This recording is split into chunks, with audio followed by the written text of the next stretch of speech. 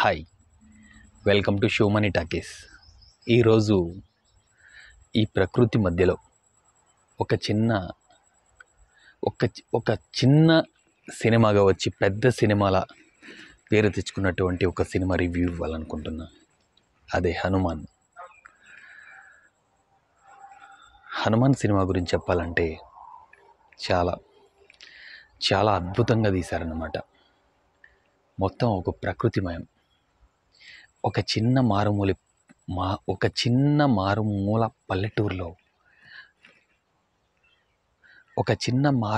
పల్లెటూరులో తీసుకున్నటువంటి కథని ఎంత అద్భుతంగా అల్లించారంటే చూస్తూ ఉంటే మళ్ళీ మళ్ళీ చూడాలనిపిస్తుంది.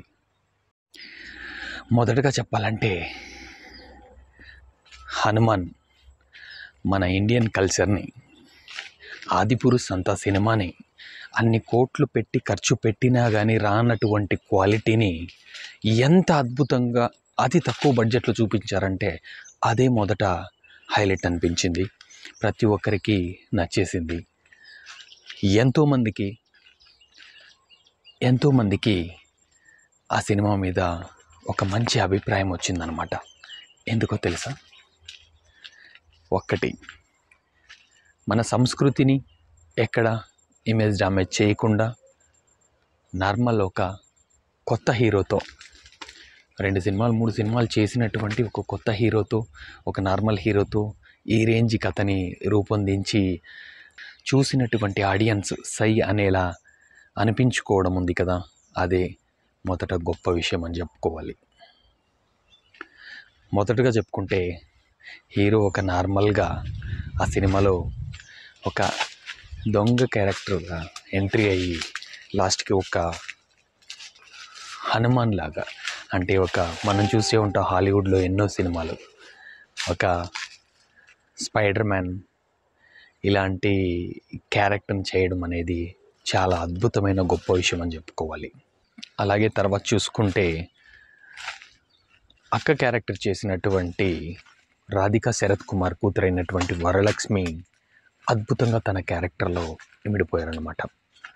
చెప్పుకుంటూ పోతే ఆమె క్యారెక్టర్ అనేది సినిమాకి చాలా బలమైనటువంటి క్యారెక్టరైజేషన్ అనిపించింది అనమాట. తను కూడా చాలా అద్భుతంగా ఆ క్యారెక్టర్లో ఇన్వాల్వ్ అయ్యి నటిస్తున్నట్లు కాదు, జీవిస్తున్నట్టు చేసింది.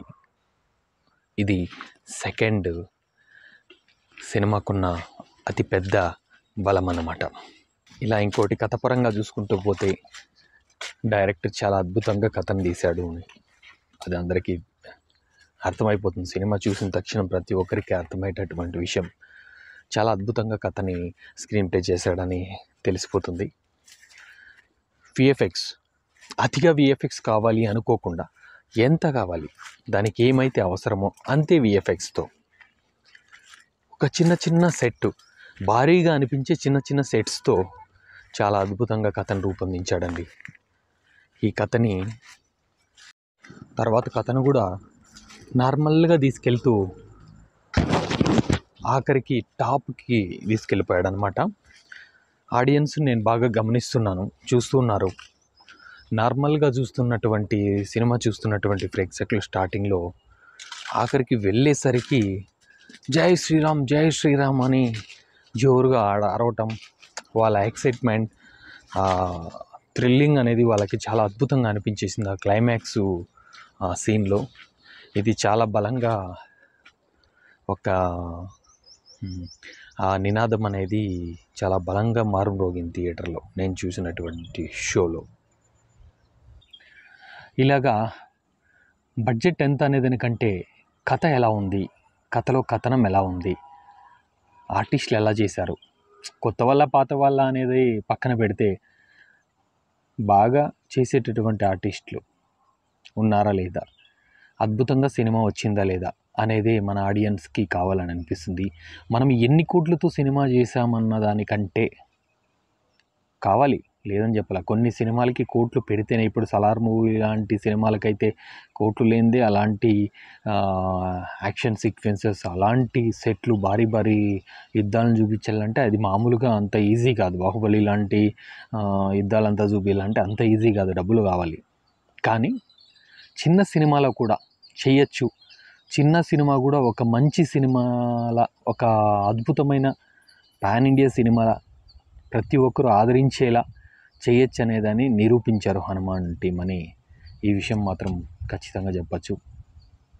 నేను సినిమాకి వెళ్ళినప్పుడు ట్రైలర్ చూసినప్పుడు నాకు నార్మల్ ట్రైలర్ లాగా అనిపించింది, పెద్దగా అనిపించలేదు. టీజర్లో కొంచెం అద్భుతంగా ఏదో మేకింగ్ ఉందని ఇలా చూపించారు, కానీ ట్రైలర్ చూపించినప్పుడు కానీ ఆ సాంగ్ చూపించినప్పుడు కానీ ఒక నార్మల్ సినిమాలానే అనిపించింది. అప్పుడు కూడా అనుకున్నా, ఇది ఒక నార్మల్ సినిమా, హనుమాన్ అంటే పెద్దగా ఏం ఉండదు ఇందులో, నార్మల్గా ఏదో పెట్టాడు కంటెంట్ అనిపించింది తప్ప, ఒక్కసారి ఆ సినిమాకి వెళ్ళి క్లైమాక్స్ వరకు కూర్చొని చూసినప్పుడే ఆ థ్రిల్లింగ్ అనేది మనకు అర్థమవుతుంది అనమాట. చాలా అద్భుతంగా తీశారు. ఇలాంటి సినిమాల్ని ఖచ్చితంగా అందరూ చూసి ఆదరిస్తే ఇంకా ఇటువంటి తెలుగు సినిమా ఇండస్ట్రీలో ఇటువంటి మంచి మంచి చిత్రాలు మన సౌత్ ఇండియన్ సినిమా ఇంకా ఏదో ఒక మంచి స్థాయికి ఎదగాలని కోరుకుంటూ, ఇలాంటి చిన్న సినిమాలను సక్సెస్ చేసినటువంటి ప్రేక్షకులకు మరొకసారి మనం అందరం మన ఇండియన్ సినిమా రేంజ్ని, మేము ముఖ్యంగా చెప్పాలంటే మన సౌత్ ఇండియాని ఇండియన్ సినిమా అనేలా చేసినటువంటి ఇలాంటి ఎంతోమంది డైరెక్టర్లకి మనం మనం మనం మన ప్రేక్షకులందరూ ఖచ్చితంగా రుణపడి ఉండాలని నాకు అనిపిస్తుంది. Thank you so much. మరో విషయంతో మళ్ళీ కలుద్దాం. Thank you.